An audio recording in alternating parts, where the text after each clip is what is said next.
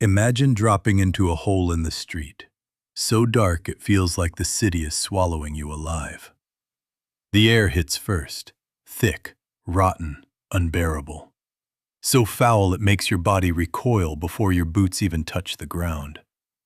This is London in 1850, and beneath its grand buildings and wealthy streets lies a hidden underworld of sewage, disease, and death. The only light is the weak lantern strapped to your chest. Everything else is black.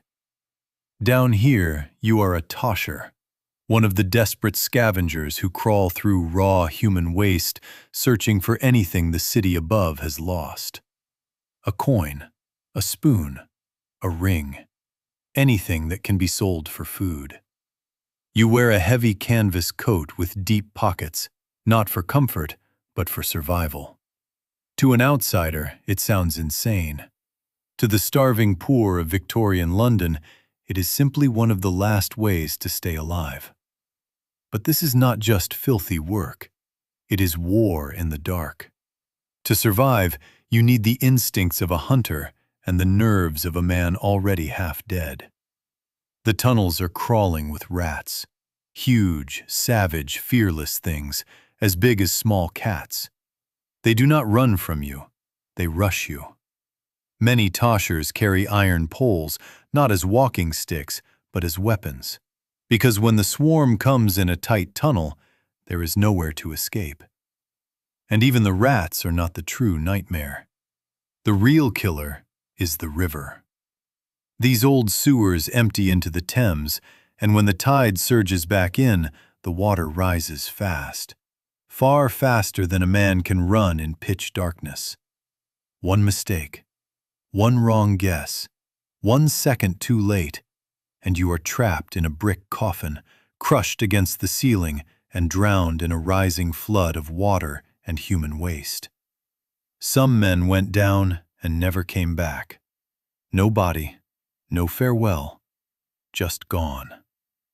The tunnels themselves are a maze, and getting lost is only the beginning. The air can kill you before you even know it is changed. Methane and hydrogen sulfide gather in invisible pockets, turning every breath into a gamble. And if your lantern sparks at the wrong moment, the blast can collapse the tunnel and bury you where you stand. So why would anyone choose this life? Because London's wealth does not stay in the hands of the rich. It slips through their fingers and falls into the gutters. Drunk gentlemen drop coins, watches, jewelry, little pieces of luxury that wash into the filth below. And for a Tosher, 1 gold sovereign is not just money. It is rent. It is bread. It is another month alive. But by the mid-1800s, the sewers were no longer just a desperate man's workplace. They had become the center of a city-wide catastrophe. London's population had exploded past 2 million, but its sanitation system still belonged to the Middle Ages. Human waste was dumped into cesspits that leaked into the ground and poisoned the water supply of the poor. Wells became traps. Drinking water became a sentence. And out of that filth came cholera, the great terror of Victorian Britain. In 1854, Soho was hit by an outbreak so brutal that more than 600 people died in only a few weeks. Families vanished almost overnight. Back then, most people believed cholera spread through bad air, the so-called miasma. But one doctor, John Snow, saw the truth. The killer was not the smell. It was the water. Still, the city did not truly act until the horror became impossible to ignore. In the boiling summer of 1858, London entered one of the most disgusting chapters in its history. The Great Stink. The heat was so intense that the Thames, already overflowing with sewage, began to rot in the sun like an open wound. The smell was so overpowering that even the Houses of Parliament could not function. Politicians soaked curtains in chloride of lime just to endure the air. But even that barely helped. For years, the suffering of the poor had been ignored. But now the stench had reached the men in power. It was no longer hidden in slums and alleys. It was at their doors, in their lungs, in their chambers. And finally, they were forced to act. Their answer was a man named Joseph Bazalgette, an engineer asked to do what seemed almost impossible: save London from itself. His solution was bold, vast, and dangerously expensive. A giant network of intercepting sewers that would carry waste away from the heart of the city. But great plans are built with human bodies. To make it real, thousands of laborers had to go underground. Now, you are no longer a tosher. You are a navvy, a man with a shovel, a pickaxe, and a job that could kill you before sunset. The scale of the project was staggering. Bazalgette calculated he would need 318 million bricks. Not machines placing them, men. Every brick hauled, stacked, aligned, and laid by hand. Every load pushed through crowded London streets. Every tunnel carved out beneath a living city. The logistics alone were monstrous. The labor was worse. These were not narrow drains. They were enormous brick chambers, underground corridors so huge that some could fit a bus. Bazalgette did not build for the present. He built for a future London he knew would grow. He calculated the city's sewage output, then made the system even larger, deliberately overbuilt so it would survive for generations. Above the dig sites, steam engines roared day and night, pumping water away so the men below could keep working in the mud. And the work was relentless. Walls collapsed. Earth gave way. Men were crushed under falling masonry or buried alive in sudden cave-ins. There were no hard hats, no safety codes, no inspectors stopping the job. Only raw 19th century industry, where the price of progress was often paid in broken bodies. Even the materials fought back. Portland cement, one of the project's great innovations, made the structure stronger, but its dust filled men's lungs shift after shift.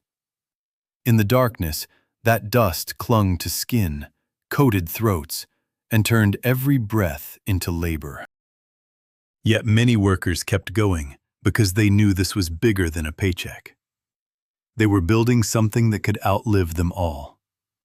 To move sewage where gravity alone could not, Bazalgette designed pumping stations so grand they looked almost absurd. Ornate industrial palaces devoted to hauling away human waste. Crossness Pumping Station stood like a cathedral of iron and color, elegant and monstrous at the same time. It is one of history's strangest contrasts. Astonishing beauty, built for filth. Inside were giant steam engines, some named after royals like Victoria and Albert. At the time, they were among the most powerful engines on Earth, lifting massive volumes of sewage every minute. The machines thundered so loudly that they swallowed conversation whole. The heat around the boilers was merciless. Men could faint where they stood. And the project did not just transform the underground, it reshaped London above ground too. Soil excavated from the tunnel works was used to build the Victoria Embankment, creating a new road and public space along the Thames. It was brilliant urban planning, one project solving multiple crises at once. But none of that made the tunnel work safe. Because underground, another invisible killer waited: black damp. This deadly mix of gases could silently push oxygen out of the air and kill without warning. One moment you were working, the next you were on the ground, suffocating. Sewer workers and miners sometimes carried mice in cages because the tiny animals would die first, giving men a few desperate seconds to run. And then there were the rumors. Stories of wild pigs living in the darkness, feeding on the waste. Maybe just legends. Maybe not. But in a place like this, fear does not need to be real to feel lethal. Every shadow looked alive. Every splash sounded like something coming for you. The project became so immense, so expensive, that it nearly ruined the Metropolitan Board of Works more than once. There were strikes, delays, bitter arguments over costs. But Bazalgette would not cut corners. He understood something the politicians did not. Build it cheaply, and London would pay for that mistake in bodies. The tunnels would fail. The disease would return.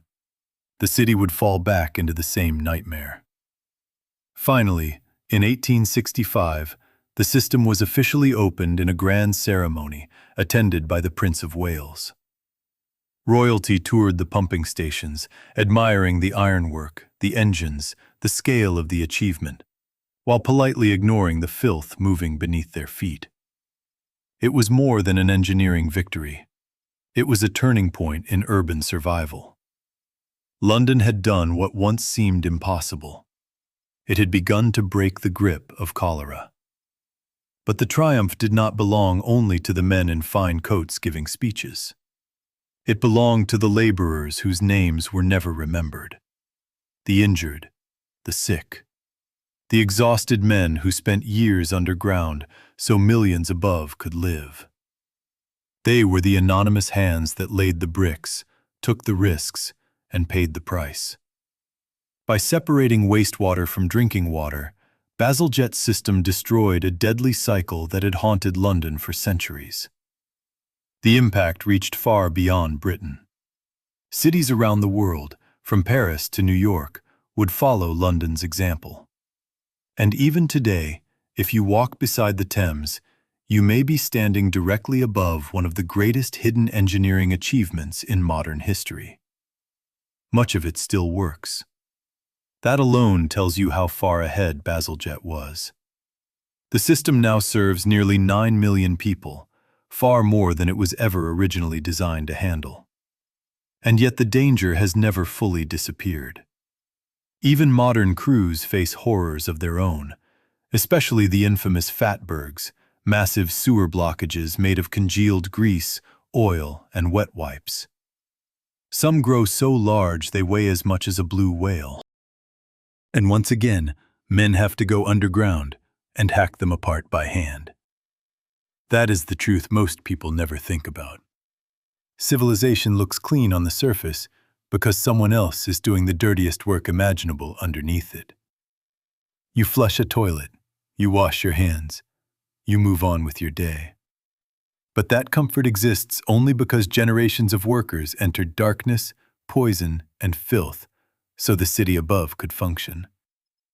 Beneath London lies a world built on engineering genius and human sacrifice. So the next time you see a heavy iron manhole cover in London, do not just step over it. Think about what is below. Think about the Toshers hunting for coins in raw sewage, swinging iron poles at rats in the black. Think about the navvies laying brick after brick while the walls dripped, the air burned, and the earth threatened to collapse around them. Think about what it took to conquer the great stink and drag a dying city into the modern age. London's sewers are not just pipes. They are a monument to survival, endurance, and human ingenuity under unimaginable conditions. They prove that some of the greatest battles in history were not fought on open fields, but underground, in darkness, in mud, in suffocating filth, where no one above could see. And that is what makes this story unforgettable. Beneath one of the greatest cities on earth lies a hidden battlefield where men fought disease, filth, and death itself, and won.